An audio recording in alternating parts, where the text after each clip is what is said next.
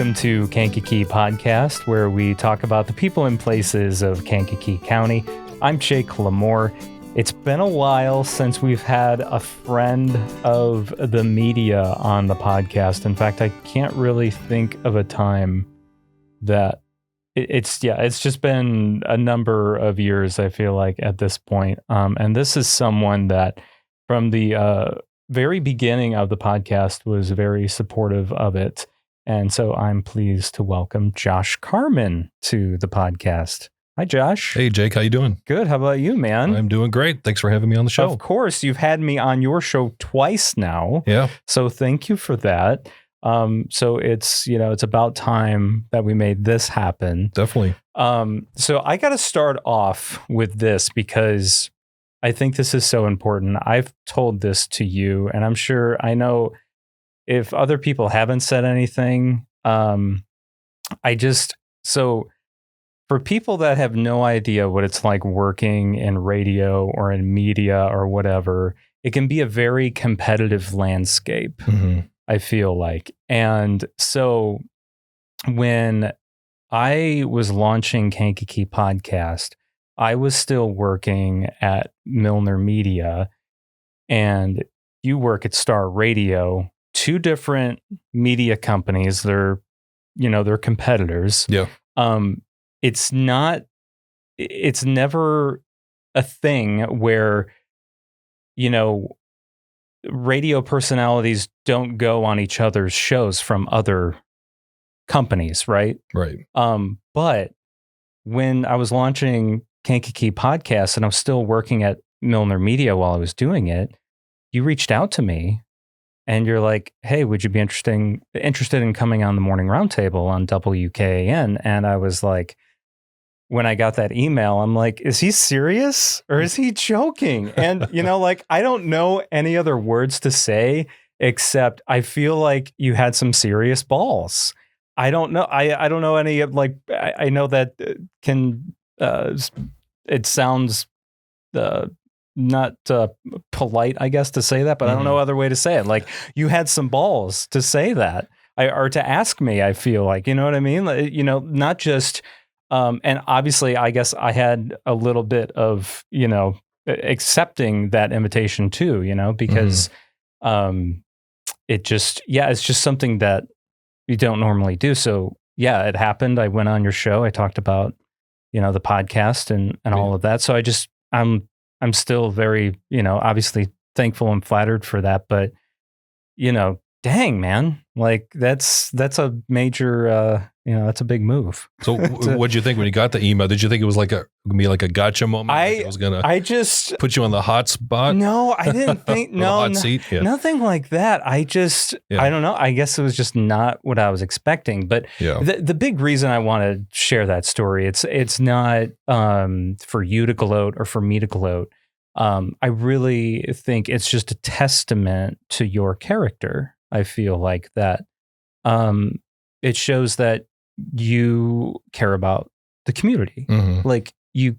Because I really do think you did that, and you can tell me if I'm wrong, but I feel like you did that because you're like, okay, I think this is something the community would be interested in. Mm-hmm. It's not about like, oh, well, I'm going to, see what I can stir up between, the company I work for and then the one across town, it just, I think just shows that you care. Yeah. So, that's what I took away from it. Yeah. I mean, it was, when you first introduced it, I was like, this is a great idea. When I saw you post something about it on social media, I think. Yeah. And, I followed you until you decided to, I don't know if you made the announcement that you're going to be airing it or it was going to start airing or something like that soon. Yeah, yes. And so I was like, I got to reach out because, he may work across town, but this is something that's different and unique.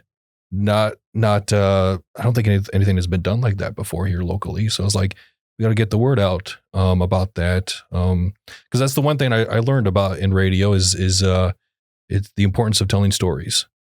And so it'd be, kind of something unique or different that you tell the story about you telling others to people stories. Mhm. So Yeah. Well, I can't thank you enough for that opportunity, but and yet again, another reason why I wanted to share that is because I really do think there needs to be more walls broken down within the community for us to come together.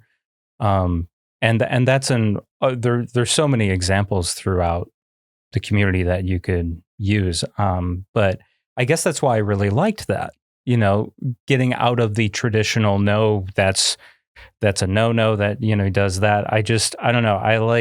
I think it's just the more we work together, the better that things can be. And I feel like that's kind of what that showed to me. I was like, oh, okay, Josh kind of feels the same way I do. He wants to work together as a community and make it a better place, because that was the whole idea anyway. Right. Of doing the podcast. It still is, obviously. So anyway, I had to share that. I just wanted to get into that real quick before we got into like the thick of your life and talking all about you. So here we go. Here we go, man. You are in the hot seat. And if you're like me, it's so weird when the tables are turned and you're now the one being interviewed and you're not the one being the interviewee. Yeah. You're the interviewer, I guess. This has been a long time since I've been on this end. Right? Yeah. And it's so, I don't know. People tell me all the time, like, I don't know how you do what you do. And I'm like, oh, it's easy. Like, I'm not talking about me. I'm asking questions and just going off of my curiosity. I feel like it's harder to talk about yourself. It is. But that's just me. Yeah. So where does, you're originally from the area, right? I am, yep. Okay. I was born here, 1986, and I have lived here my entire life. So what's your family's origin story? Because I know like you grew up in like the Herscher-Limestone area. I was, born, actually, I grew up most of my life in that area, out County West, Limestone area. But initially, when I came into this world, I actually lived for a brief moment for about a few years at the what is now TriStar Estates. Okay. Yeah, my parents had a mobile home out there. It's a trailer. What was it called then? Wasn't Indian Oaks. Indian Oaks, something like right? that. Yeah. Oh my gosh, I forgot about that. Yeah, they lived on, I think it was Big Chief Lane. I think that was the name of the road. So yeah, you were living there for a hot minute when you were. Yeah, and then of course when I was around 2, 3, parents bought a house out in Limestone, and then kind of just stayed there. And so, I'm a local guy. What were you like as a kid? Because, like for me, I was always dabbling in something media related or entertainment related. And it just kind of connected to now what I do in present day, working in media. It all kind of ties together. And I was just curious if that was similar to you, if you got into acting, or maybe like you were obsessed with cameras, or, something along those lines. What was your childhood like? Or did you think you would be doing what you're doing now as a kid? Never. I actually, I pretty much my radio listening as a kid was in the car. And like most of us, right? Like most people. Yeah. We rarely listened to radio outside of being in the car. And those rare occurrences was, hey, it snowed out. Is school closed today? So yes. Yeah. Oh man. Yeah. Being in radio wasn't at the forefront, thinking about it, in my mind. As far as like anything media related that I can think of as a kid that I really enjoyed, and I still enjoy it today, is movies. I really enjoyed the movies. I still love going to the movie theater, that experience. And if I'm not mistaken, you're like me. You got into like classic Hollywood cinema, right? Yeah. My wife gives me such a hard time for that. Why?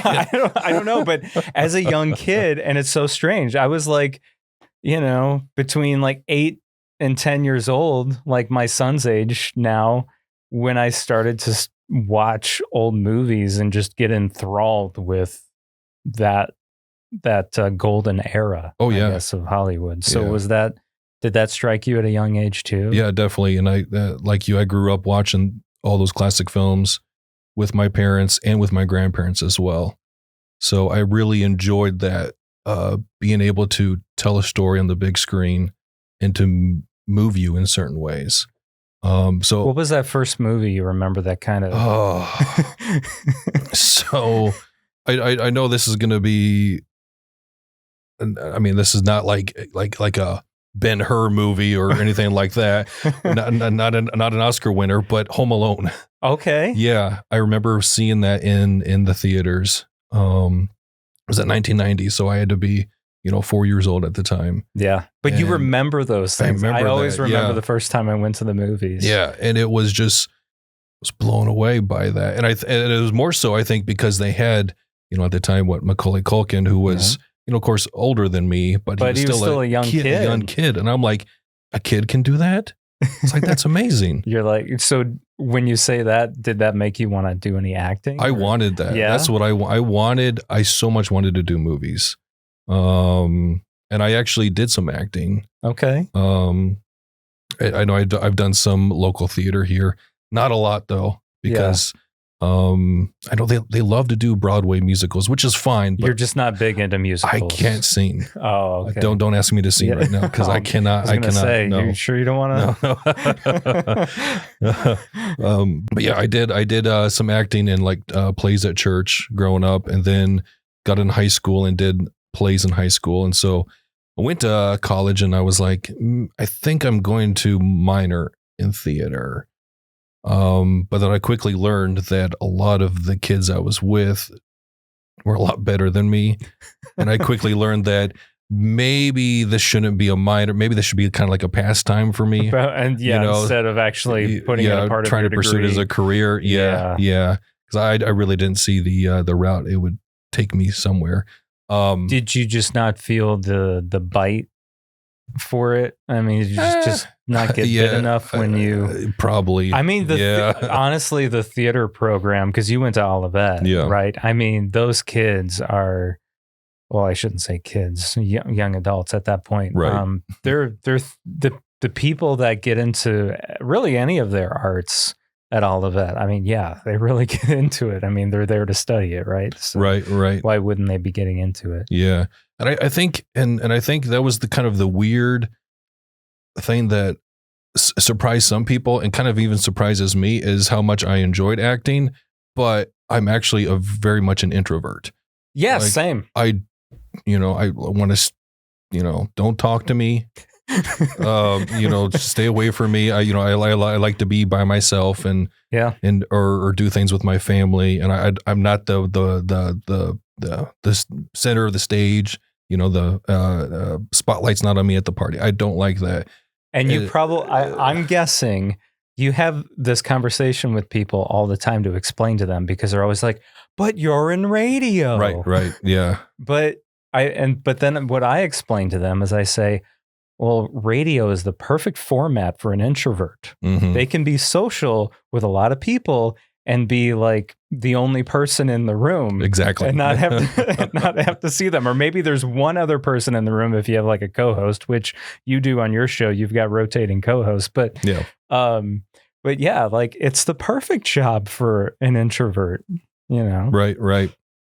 But so I was like, well, maybe if I don't do acting, maybe I'll be behind the camera. Yeah. So I did some of that stuff at Olivet too, and it was fun. But I also quickly learned there was a lot of stuff that I could be like, I mean, I could learn it, but I knew that this is not where my gifts were not here. But it was through at Olivet with working at the radio station there that I was like, you know what, I really enjoy this. And I found myself really excelling at these different things there. So that's why I was like, you know what, maybe this is the route I need to take. So that's kind of fulfilled some of that acting, because some of it is acting, a little bit, depending on what it is you're doing in radio. Right. Because I mean, we all, we don't always have great days when we wake up. No. But when you're on radio, you got to be joyful and happy. And that's where the acting comes in. Exactly.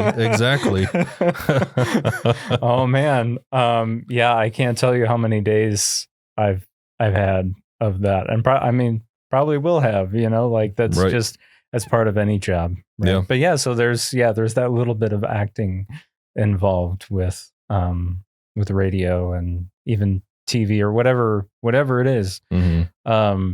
So that's where you discovered your joy of radio and journalism and things like that. Yeah. What's really cool is that both you and I also have been taught by Rob West, Right. who is one of the most well-known, newscasters in the area. Mm-hmm. But you actually had him as a professor. That's correct. I just learned from him while working at Milner.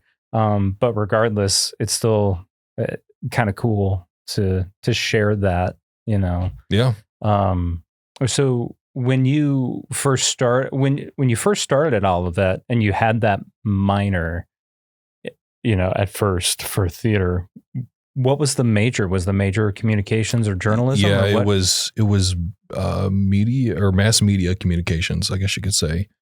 So, and that's one of those degrees that you can kind of do all kinds of things in, where you can do marketing or public relations, any of those. It was something like that. Yeah. Yeah. Any of those communicating roles. Yeah. So what do you remember from you worked at Shine then? Yeah, that's correct. Yeah. Okay. Yeah. So what do you remember from like those early days working at Shine?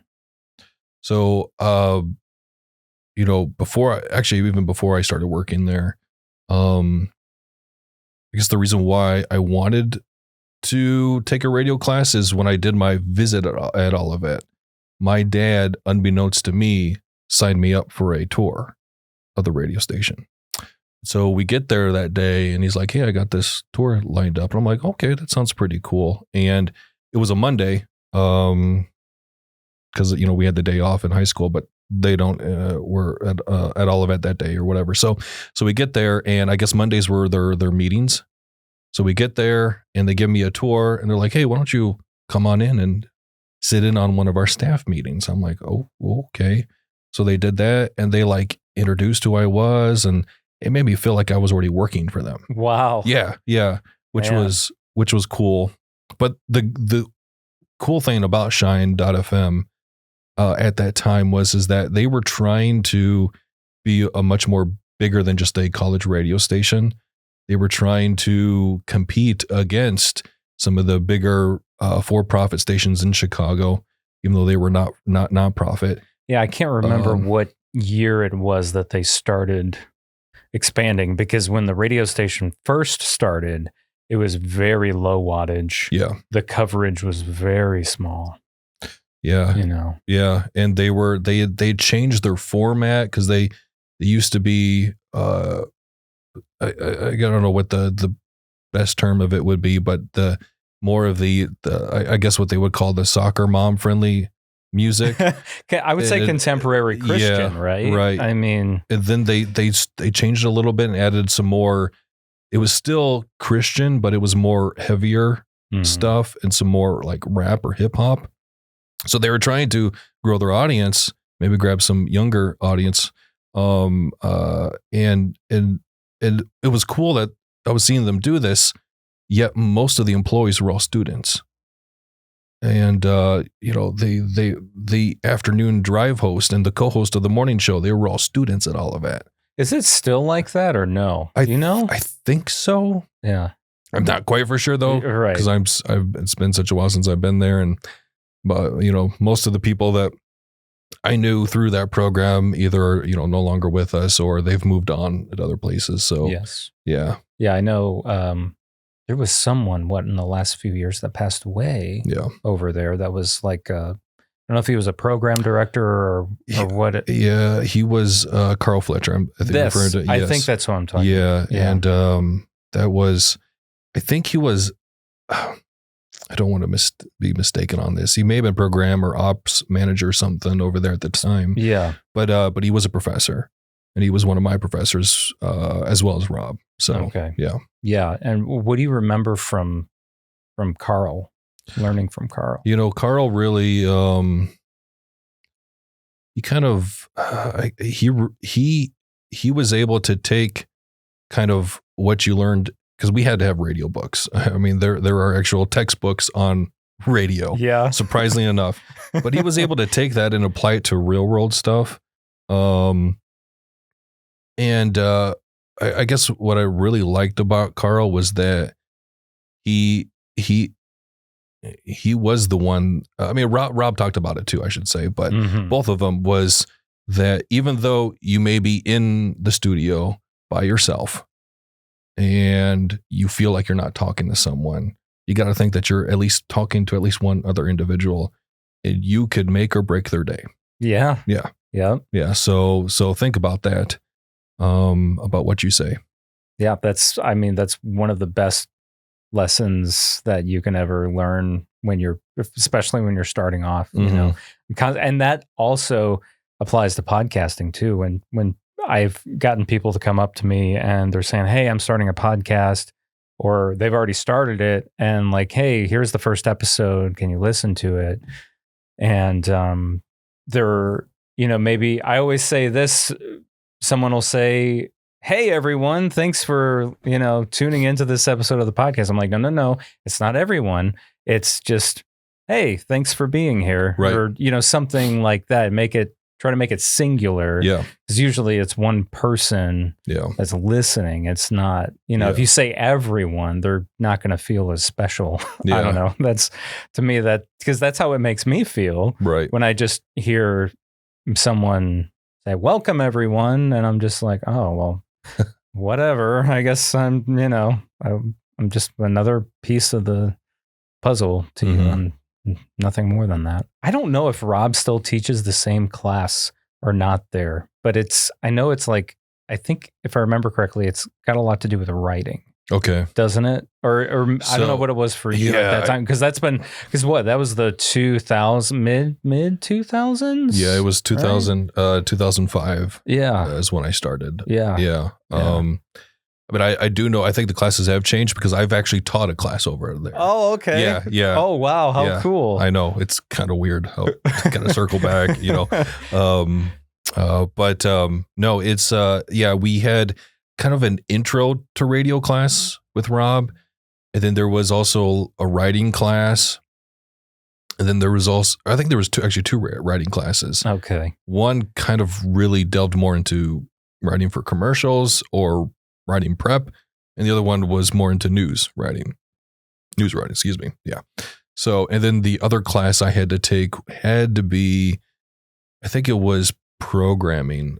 And that was more of learning, you know, the bigger things of how to program and, you know, how to make a show great and how to voice check. And if you end up becoming a programmer, I know we're getting into radio terms now. Right. Yeah, we are. Yeah. Yeah. You know, you listen to someone who wants a job and you listen to their demo and this is what you look for, things like that. So, yes. Yeah. So essentially the program director is someone who's overseeing the talent, or if there's not a lot of talent, maybe it's just the shows that are syndicated that you choose to be on the station or not be on the station. And actually even just like where you place them, right? In the day, right? You know, is this like a good thing for the morning, or is this a good thing for like the evening, or, you know, there's multiple facets to that, but I don't know. That's how I usually explain it to people. Yeah. I don't know. I don't know how you explain it to people. I should, pretty much just, you know, try to think of us, if you're trying to sell something, the on air is the product. Yes. You know, and so we manage the on air product, the program director or ops manager sometimes. Yeah. Yeah. So when you were at Shine, did you like get a chance to host your own show, or like were you doing news, or what were you? Did you kind of do a gamut of everything? So when I started, I was a board op, and they used to, and I don't know if they still do or not, but they used to broadcast the ONU men's football and basketball games.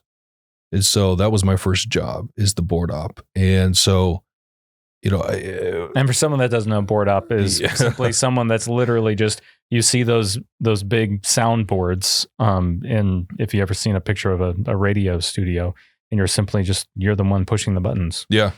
That's really is. And most of the time you're not talking, but sometimes you are. Right. But this day and age, usually your on-air personality is also running their own board. Exactly. It's very rare that you have your own board op. Right.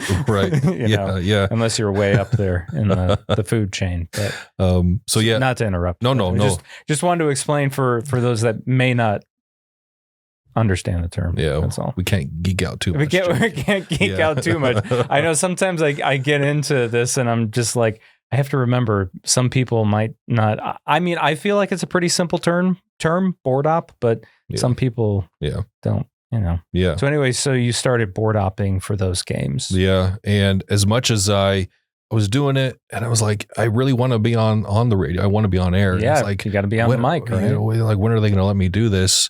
And so at first you think it's like, oh, this is awful. This is terrible. I'm not going to do what I want. But looking back, and this is pretty, it's pretty simple and obvious for everyone. It's like, it's an important job running the board, because once you get your own show, then you know how the board works. Absolutely, man. Yeah. So, so I started off doing that.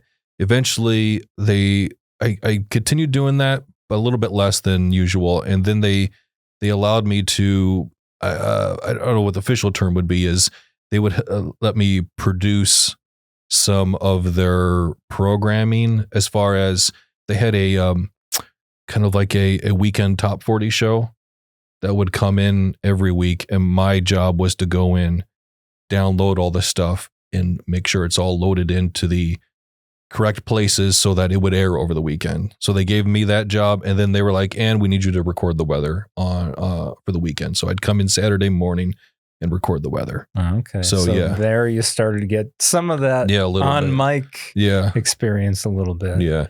And then it wasn't until, I believe, it's either at the end of my sophomore year or somewhere within my junior year, then they finally gave me my own show. And then that was Saturday nights. Okay. What'd you do in your show? Because I'm very curious. What? Yeah, well, they really relegated me. It was like, you got to do this and this and this. And it was primarily just, song gets done, let people know, let the listener know what song that was, who was by, what this upcoming song is by, the title of it. And then every once in a while promote something that we're doing, an event, promotion we're doing, go to the website, right? Stuff like that. Yeah. Which that hasn't changed much. That's still very much a formula, just in radio in general. If a person listens, that's usually what you hear. Right. And so then eventually, after doing that for an amount of time, then they're like, all right, now you can, add in a little bit of maybe you see something online that you want to talk about, and touch on it. Don't, we're a music radio station. People want to listen to the music, so you don't talk too long. Exactly. Yeah. So, try to think about that and be precise and chop it up so that you're only on air for, 30, 45 seconds telling this story. And that is so hard, man. Oh, yeah. I tell you, that was for me trying to condense, and still is. That's still one of the hardest things to do, is like, I've got to tell this, this article I found online that I want to talk about. That's like, I don't know, let's say it's 10 paragraphs. I got to fit that into a 30-second window. Yeah. You're like, oh man, that's a lot of pressure. Oh yeah. To try and just pick out the main points and then go about your show. It's difficult. Right. And I think probably what I can think about, my most favorite memory of doing the show was they let me do my own Christmas. It wasn't on Christmas, but it was I called it my Christmas show. It was like the day before or 2 days before Christmas or whatnot. And so they're like, just have fun. And so I remember grabbing some those Rudolph the Red-Nosed Reindeer, those Christmas claymation movies. Yes. Loved those as a kid growing up, found clips on YouTube and would go in and edit out parts I made myself, and then I would go in and record. So it sounded like I had an interview with Rudolph the Red-Nosed Reindeer. Oh, yeah, that's fun. Yeah, that was a lot of fun. Yeah, so that's cool. Mm-hmm. That's cool. They gave you the opportunity to start being creative and things like that. So then once you graduated, did you start working for Star Radio or WKAN right away? Oh yeah. So actually I was working there before I graduated. Oh, you were? Yeah, okay. Yeah. So in 2008, Rob was the one who I was like, well, a requirement in school with well, at least for my concentration in radio was you had to have an internship. I had to have 2 internships. That was a requirement. So I asked Rob, I was like, hey, I know you work at KAN. Is there any internships available? So like, well, let me check. So I think he sent me a text back or emailed me, goes, give Steve Toohey a call. He's the guy in charge. So I gave Steve a call. It's like, yeah, come on in. So I came in, did a quick 10-minute interview. He's like, all right, when can you start? And I'm like, I can, once I get done with school in May. He's like, okay. So I started interning that summer. And then I transitioned after that was done to a second internship there. At the same time, they were like, we like what you're doing, so we'll also pay you to do this. I'm like, okay. Nice. So it became a part-time gig. And then while I was finishing up everything at school, Steve was like, you know what? Once you get done with school, if you want, there will be a full-time job here for you. I'm like, yeah. Wow. Definitely. So got done with school and they hired me right on the spot. So man, and that was such an interesting time at WKAN or just at Star Radio, just because you had Mike Tamano and Steve Toohey together at that time there. Mm-hmm. I'm trying to remember. I always forget what year their show ended. Oh yeah, it wasn't long after that, right? It was 2011, 2012. Yeah, something like that. Because I officially started part-time in 2008, but full-time in 2010. Yeah. So it wasn't too long after that. And was it, at that time, was it the pickle? Or was it? No, it was. Or was it the cat? So it was my 105.5. Okay, yes, I remember my. Yes. Oh my gosh. When I started interning there, I used to have a T-shirt of that. Yeah. Of the my logo. Yeah, which was the top 40 whatever is currently hot right now. Yes. Yeah. Yes. The many different formats of 105.5. And then if at some point in between that and me coming on full time, they transitioned, it became the cat, which had been what it was previously years and years ago. Correct. Before I even was there. So they brought it back. Yeah. Yeah. So what do you remember then from all of that going on? When you started, obviously you were doing board op work for them, but also what else were you doing? Is that when you started doing news for them too? Or? So they wanted me to do news as well. So my only news that I did was I actually would cover the city council meetings, Kankakee, go to Bradley and Bourbonnais. And then, really, when it came down to it, a lot of it was trying to remember things I had learned from Rob. Yeah.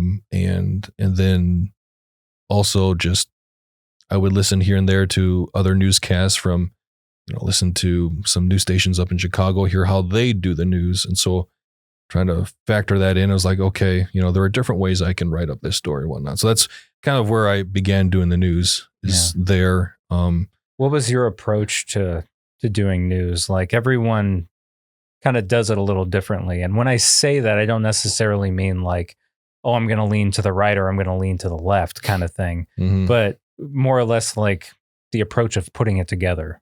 Yeah. Like how did you approach putting news together back at that time? Because I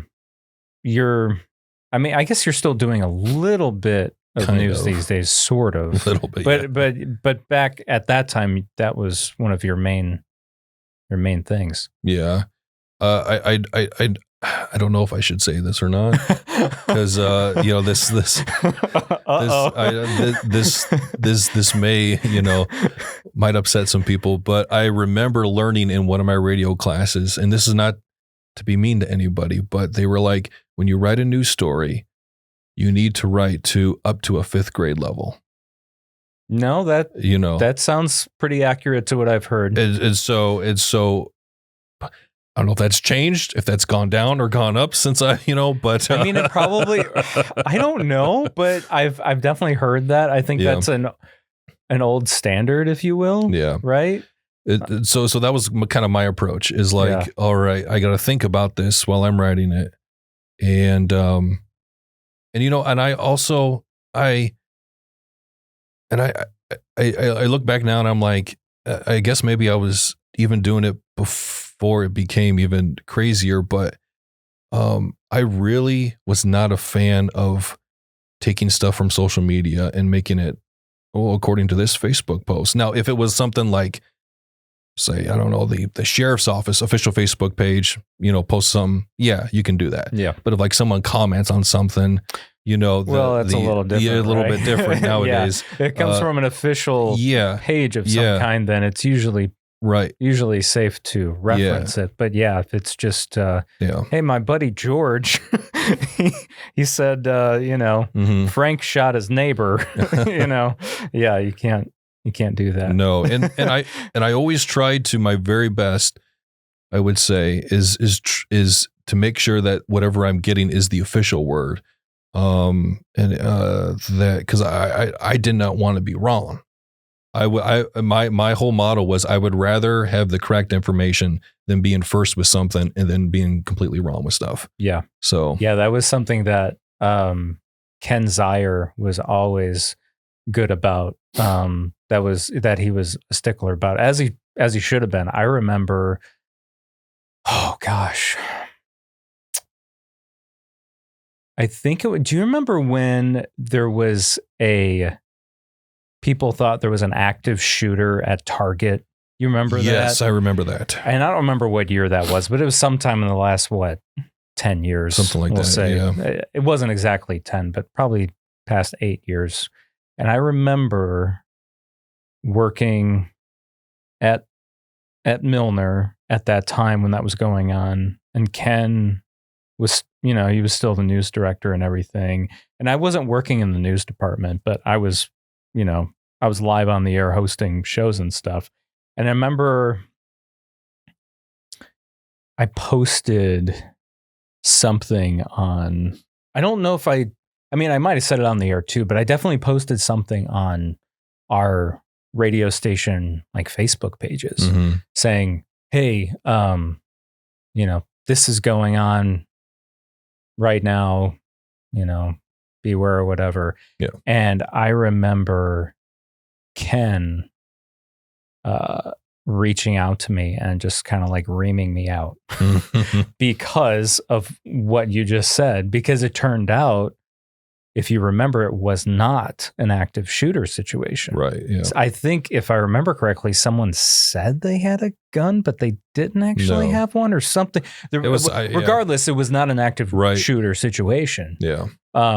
So, that was a life a life lesson that even though like I said, I wasn't working in the news department yet, but still, even if you're not working in the news department and you're on the air, you still have to be cognizant of those things, because you can't always right away just shoot the and looking back at that now, it's embarrassing. Yeah. But I was still very new and I didn't know better. So yeah, I learned some things. I remember wanting to cover a story about a fire. And I happened to be at work. I think it was actually a Saturday. I was at the radio station, and somehow, I don't know how, but I heard that there was a fire at one of the high rises. One of the high rises in Kankakee. Yeah. Okay. And so I actually went there.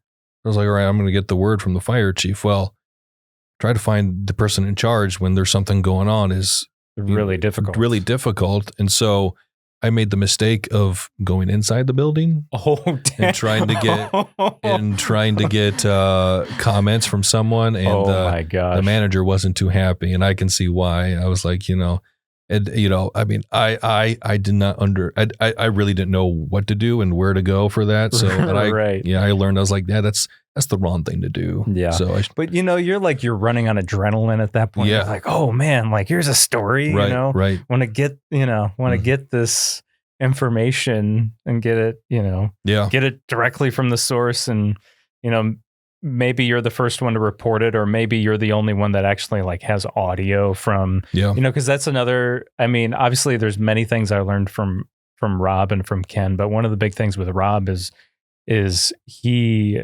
always told me stories that have audio actualities from whoever you're talking about or whatever subject. He's like, those are always sound the best. He's like, if you can get audio for your story, like that is always what you should try and do. Right. It's not always easy to do, no. but especially when, to kind of give people, behind the curtain look. I mean, there's not a billion people working at local news outlets. It's usually a very, very few, so you're kind of limited to what you can get, who you can send, who you can't send, and all that stuff. So, Yep.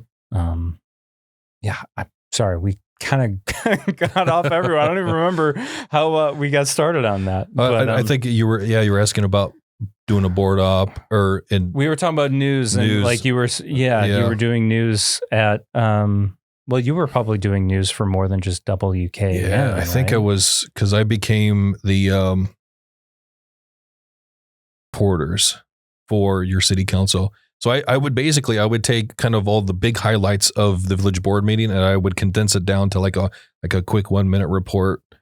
And then I was on KAN, and then they would put it on, I think, X Country or our country station. Yeah. Does X Country still have news? I can't remember. No. Okay. No. Yeah. So yeah, I think it was those two, because at the time as well, kind of interesting, but they were, when Mike and Steve were doing the show on WKAN, they were also simulcasting their show on my 105.5. Okay. So I guess then it was on, I think so, my 105.5, but I could be wrong on that. I'm not quite for sure. Uh-huh. Yeah. So. Gosh. Yeah. What do you remember from those board op days with Mike and Steve Toohey, or Mike Tamano and Steve Toohey? Those two were kind of wild. Yeah, they were. But entertaining, to say the least. What do you remember? Definitely. Any stories stick out? I mean, they knew how to get people riled up. I mean, you'd get messages from people who were excited and some people who weren't too happy. I remember, and this actually was, I think I'm trying to think I don't know if Mike and Steve were together at the time, or maybe Mike had stopped doing the show, but Steve was still doing it. And Steve was like, because at the time I had transitioned from being their producer per se to being the assistant news director. So I really wasn't there in the morning answering phone calls or running the board or anything, like helping them out per se. But he was like, I really need your help because I'm getting all these calls. So can you handle the phone? I'm like, sure, I can do that. Which is something that I think maybe, share real quick, is that it's very important to be able to know how to do everything. Yeah. Because like, as you say, small market, when you don't have a lot of people, so you can easily jump in and do this and help each other out. Yep. So I was like, yeah, I can jump on the phone and answer phone calls. And Mike Tamano called, pretending to be he was stoned or kind of, hungover, trying to win a prize. And then, was commenting on how cute the girl, because we had Amy was her name. She was working there as well as a on-air host and doing some producing as well, and talking about how cute she was. And I'm like, this is awkward. And I have no idea. And I'm trying to be as nice as I can be. They're like, no, that's not the correct answer. Or, And you know, what's funny about that is he still does stuff like that. He still does that. Okay. And yeah, I can't tell you how many times he's made me laugh when he's done that. Denny Case has done that to me as well. Okay. He's called when I was on the air and pretended to be, like someone different, and but that's how you have fun, right? Well, speaking of Denny, I pulled a prank on him. Should I share this story? I mean, if you want to, I mean, that's fine. So, this was when, the Bears were still here at training camp. Okay. And remember when the Journal used to have, like the back page of the Journal was an image of like one of the Bears player. Yes, I do remember that. And we grabbed a copy, and it was the copy that Jay Cutler was featured. And so I cut it out, and I did my best fake Jay Cutler signature impression. And I read, to Denny Case and something like that, and signed it, and I put it on his desk while he was gone. He came back the next day, and he thought it was real. And he was thanking everybody. He's like, I don't know who gave this to me, but this is awesome.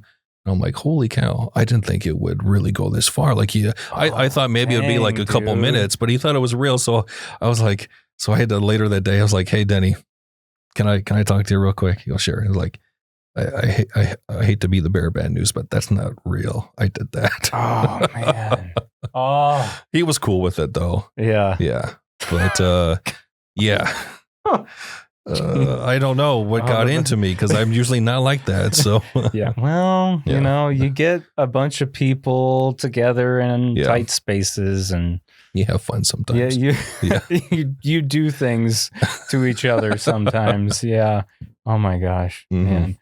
So at what point were you doing news? Was that your main job up until the morning roundtable? Yeah. And that's when you finally had like your own show? Yeah. So when I first started 2008 part-time up until, full-time 2010, up until I think it was November of 2011, I think exactly.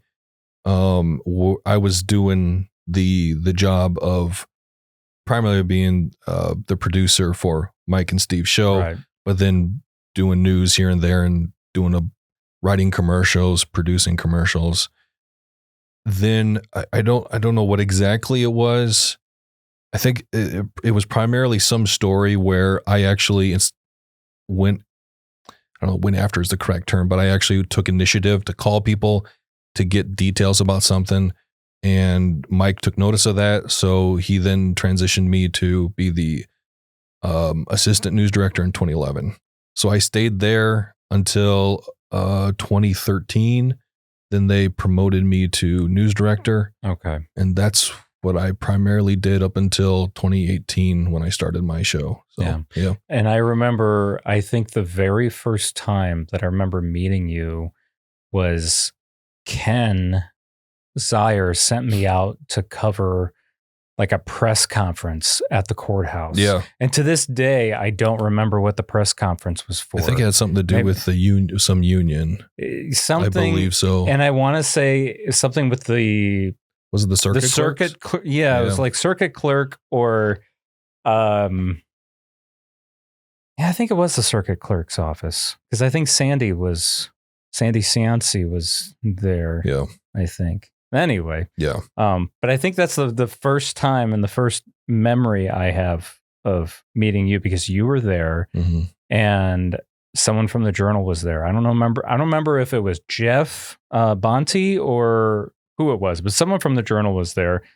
Someone from, I think that, the Herald was still going. There might've been someone from the Herald, but there was definitely, and I remember we were all kind of just waiting around and chatting a little bit. And that was the first time I remember meeting you. Yeah. And it wasn't my first time meeting you. No, I'm joking. No. I was going to say, did we meet before then? Because that's all I remember. Because that would have been, I was still so brand new. I mean, that was probably 2014, 2015, and I might have been an intern at that time. I was like, were you hosting your show yet? Or no? I don't think so. I might have been an intern still when Ken sent me out there. because it didn't happen very often. I mean, sometimes I would do some things for Ken, but very rarely did I do news stuff at that point. When I started out, I wasn't doing much of that. I mean, there were a couple times when I was interning at the Valley that Ken would send me out to do something or get me to try to write some stories for him or whatever. But because I sat in with him and Bob Malkowski in the mornings. And so I might have been, I was either an intern or newly hired at that point. So, that's like crazy to think that was 10 years ago already. Yeah. That, we first met. But I do remember, another thing I remember from that day is both you and I at that time were in our tie era. Because weren't you wearing a tie that day too? Yeah. When I started working in radio, every time I listened to people on the radio, I always pictured them like wearing suits and ties. Mm-hmm. I wouldn't always wear a suit, but I'd always have a tie on. Yeah. And you were kind of the same way, but it made more sense for you because you were working in the news. I wasn't. Right.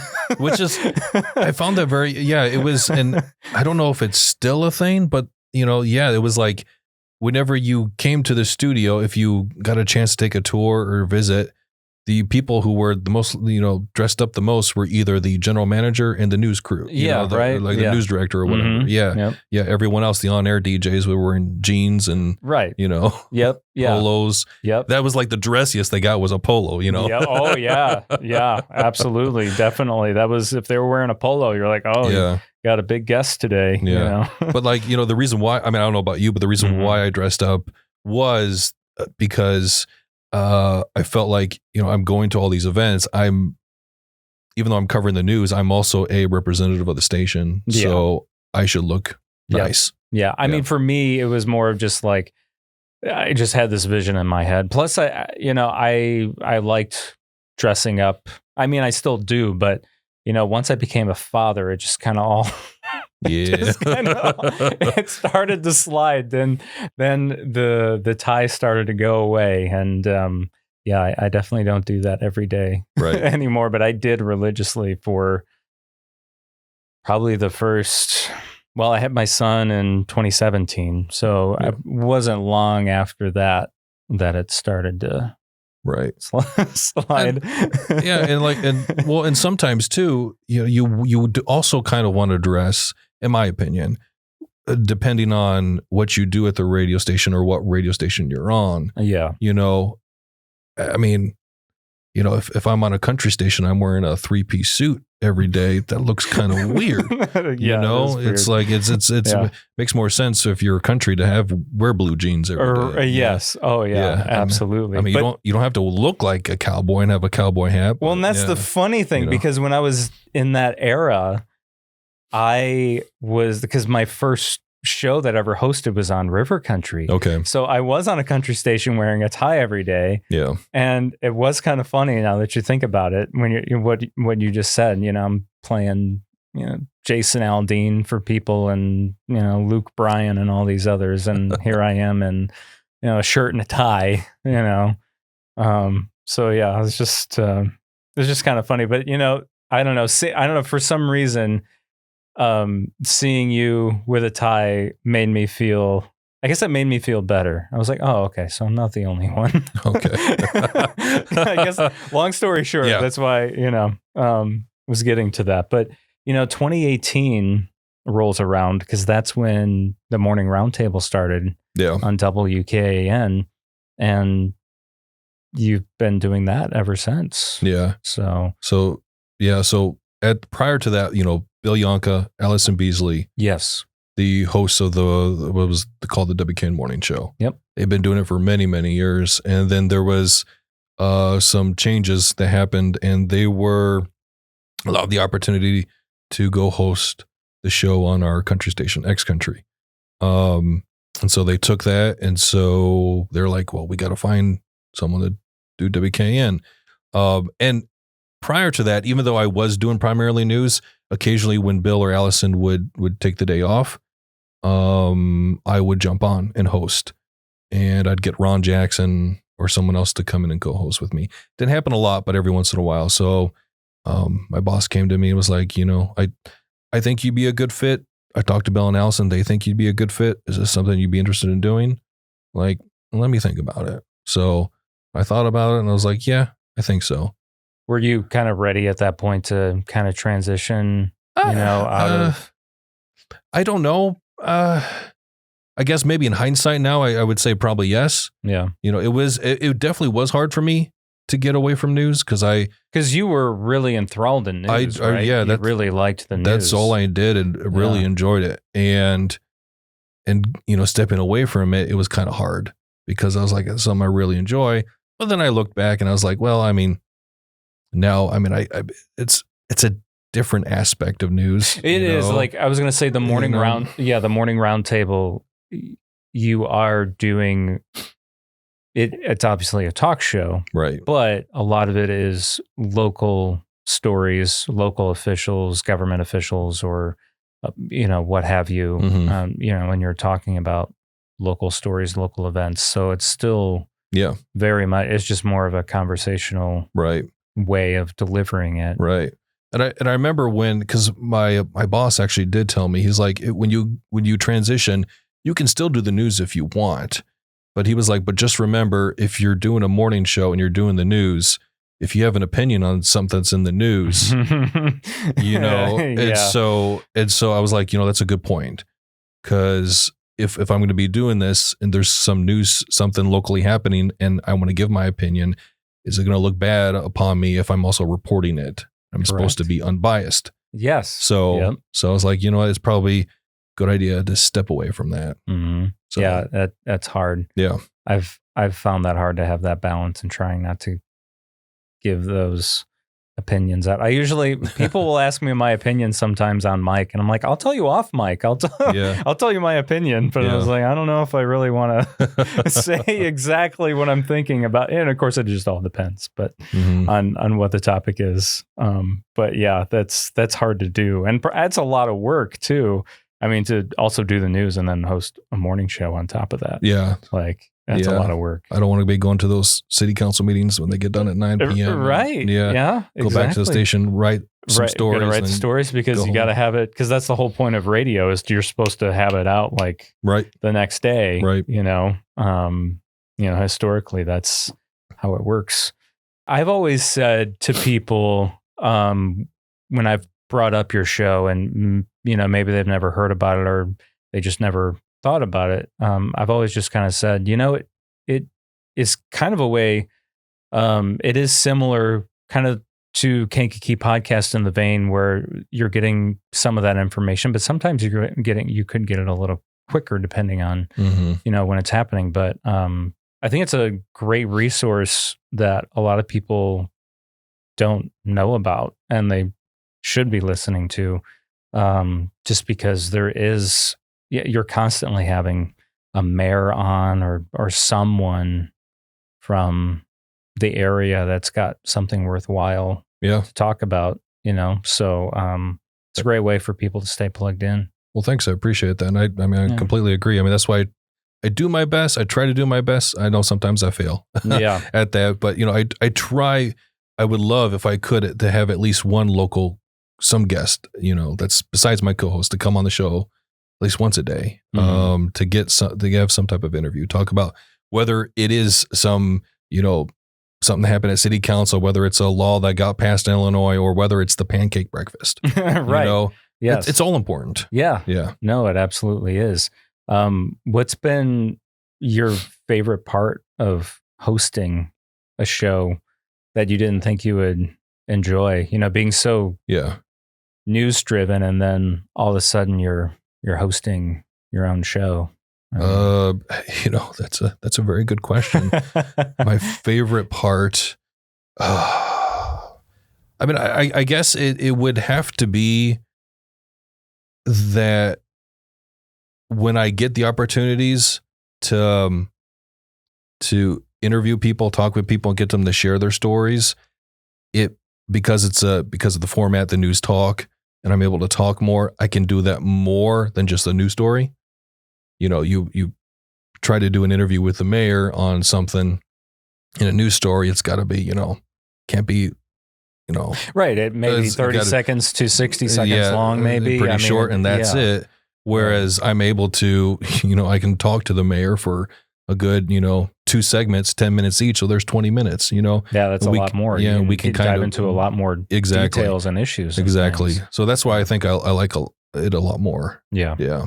I mean, coming from you too, with your news background and then just with, the morning roundtable, I feel like with some of the issues going on in our community, whether it's current or even in the past, I feel like there's a lot of things that get brought up on your show that a lot of people don't hear about, and they're getting misinformed because they're not hearing the details from that official right on an official media outlet. Right.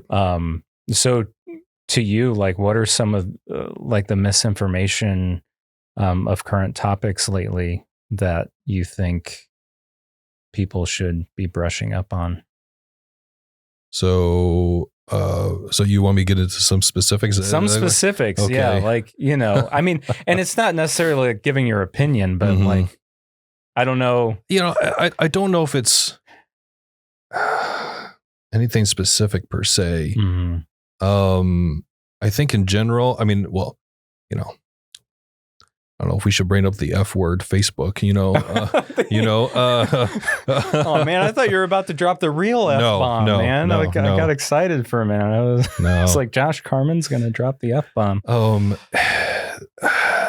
I'm trying to think of anything specific. But I don't know if this is specific per se, but I think you see so often, and this is, I can kind of understand it, especially if you're not really tuned in per se as far as what's happening locally and who's in charge and of what in this, but you'll get things happening where money is spent on, and governmental body spends the money on this, and people are like, well, why don't you spend money on this needs to get done here, and it's like they can't because they're not in charge of that. So I see a lot of that. I don't know if any other specifics I can think of. Okay, no, that makes sense. And I feel like that happens a lot in Illinois because Illinois is one of those states where we have a lot of government. We really do. I mean, think about it. Like, we have townships and villages and, cities, and they're all like, and then the park districts, throw the park districts in there too. Like, there is a lot of government. Oh yeah. But yeah, the morning roundtable, it's 7 to 9, Monday through Friday. Yep. People can obviously stream it online too. And there's I don't know how many people know about the FM signal too, but you guys have FM as well as AM. That's I don't know how many people do, and we've had it for quite a while now. It's AM 1320 or 1320 on the AM side. I don't know how many people still listen to AM radio, but that's why we got the translator on 101.3 or 101.3 FM. So yeah, but yeah, WKAN.com, and we have a free app as well. So just search for WKAN and listen that way as well. So awesome. Yeah. What else can we get into? What else do you want to share? What else does Josh Carman want to get off his chest? Get off my chest. Uh-oh. Yeah, this is the place to do it. Yeah.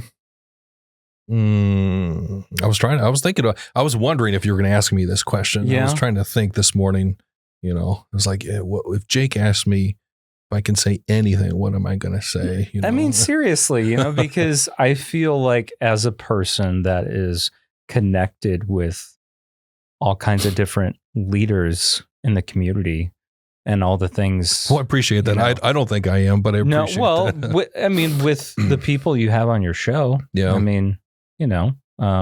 I would say that keeps you connected to a certain degree, right? Yeah. I think this, and from stuff I have seen and heard, and I'm not saying, and this probably happens everywhere, but every once in a while you see things that happen that it turns out to be it's almost like high school drama, and you're like, come on, we should be much more, mature adults here. We don't need to fight like this. I know sometimes I see that and I'm like, yeah, they people want to get revenge on someone else. And it's like, well, come on. Yeah. That happened in the past. Mm-hmm. You've probably heard this and you've probably talked about it, maybe had other people talk about it. But I think that when you look at this area and some of the things that have happened over the years, and you can understand why some people would be negative on some things. You can kind of understand it, but there still seems to be a lot of people who still want to be negative about everything that happens here. And I just, I don't want to look like that. I don't want to look at that way. I try to look at some of the positive things or things that are happening and see it positive. There's the riverfront project going on in Kankakee. There's a lot of people who are they've had negative feedback on that. Correct. But it's like, I mean, hey, at least they're trying to do something. Yes. I look at the Grove in Bourbonnais. I read somewhere where someone was trying to say that no one wanted that, and I'm like, I think that's wrong. I think some people wanted it. Well, why did they get 3,000 residents to participate in a survey about right. it? And it's a great place to be. It's really nice. I mean, there's good things happening in Bradley. I mean, just all over. And it's like, we need to open our eyes or open our minds and be excited about this. Because you don't know who's listening or who's watching. And there could be someone that, maybe wants to come down here, visit us, or maybe wants to live here. And if they see us nagging and complaining about everything, we're like, what's the point? It's true. Yeah. That is a great point. You bring up that, it could be as simple as, we're one step away from that next great thing. And then if they see or hear something, then it could be gone and we may not even know about it. Right. And, and that's not to say that there are some things that it's okay to disagree on. Oh, yeah. It's fine. It's that's, but there are some things where it's like, why are you complaining about this? Yes. Like this is nothing but good or positive. Mm-hmm. So I feel the exact same way. And I mean, honestly, the birth of Kankakee Podcast was from what you just said, literally, of the constant negativity, and sometimes negative just to be negative because you want to continue to be negative because, it's crap and it's always going to be crap, but that's not obviously the right attitude to have in order to get into a better place. Right. Right. So yeah, I have, there are things that I have concerns about with some of these new things happening, but that doesn't mean I'm not excited about them or I'm against them at all. Like, of course, right. I have my concerns about maybe how it's being done, but overall, I usually go back to what you just said of, well, at least they're trying. And that's the big thing, because even if, because that's the thing, there's no one fix all. It's a journey, right? It's a continuation. Yeah. Like the Kankakee Riverfront project, that's not going to solve all our problems. No. And I think some people will look at projects like that. And sometimes I think that they think city officials or government officials or local business people think that way. Mm-hmm. They think, oh, we're going to get the Riverwalk, then we're going to be all good. But, if you intently listen to, if you're at an event that Mayor Chris Curtis is at, or a city council meeting where he's talking, I've never really heard him say this is it. This is it, then it'll be complete, right. He says, and this is just a piece of the puzzle. Right. Like it doesn't stop here. Yeah. You know, it's just a part. Exactly. It's just a part. That's it. Right. You know, so there, and that's life. There's never, it's always going to, the laundry is never going to stop, Mhm. you know? And I feel like that's how it goes with a city, right? Yeah. Or an area you live in. It's just, there's always going to be something Right. that's going to need attention. So, But yeah. you know, you see all this stuff that's happening or going to happen. Like this is an exciting time to be in Kankakee County, Mhm. to live here. Yep. Because not only is there like all of a sudden all these new and great things that we can do, there's more to come in the very near future. So I mean, it should be something that people get excited or happy, you know, to be living here. Yeah. Yeah. I could not agree more. So, Well said, Josh. So, but yeah, I just want to say thank you mhm. again for, you know, being so supportive and you know, giving out that, that hand, you know, for support. Yeah. So, yeah, this has been fun. Yeah. So I've had you on the show twice. So when am I coming on again? No. I mean, you know, I would love that. Right. But yeah, well, but yeah, this has been fun. It has been. So, Thank you for the invite. I appreciate it. yeah, of course. I'm sorry it took so long. No, it's okay. Yeah, I think should I say, was it like 2 years ago when you said something like that to me? Or was it longer than that? Well, you know, I'm not sure exactly when this episode is being released, but like the podcast itself is 4 years old. Yeah. And then the last time I was on your show was about a year ago. Yeah. So yeah. So that was, you know. Yeah. I think you I don't know if I'll jog your memory. I think when you mentioned something about me being on the show was on Valentine's Day. We were at Bussy and Reeks. I ran into you there. Yes. Yep. I mentioned it again. And you know, when I say those things to people, I do actually mean that. Sometimes it takes a while. Yeah, no, you know, that's I think it was it was like Valentine's Day or some type of holiday. Yeah, obviously we run into each other at different places but yeah, no, when I do say those things to people, I do mean them. It just takes a while. No, I mean, no, don't get me wrong. I know I'm on the low end of the totem pole. No, definitely not. No, there's a lot of interesting people in a good way that you can talk to. Yeah. Interview. And I tell people all the time when they ask me like, do you ever have a hard time picking? And I'm like, no, I never have a hard time picking who or what to talk about. If anything, I'm overwhelmed by who to choose. Yeah.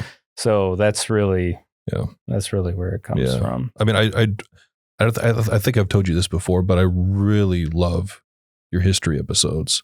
Oh yeah. Thanks, man.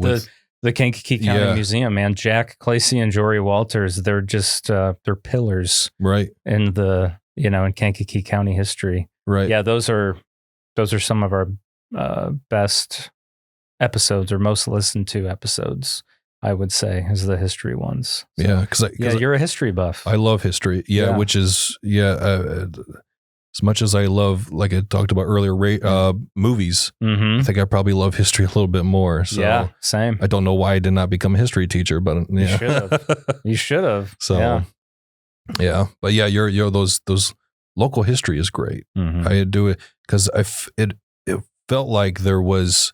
I'm not saying there wasn't anyone saying anything about it because we had the museum, but it really opened it up to a lot more people learning about this area. Yep.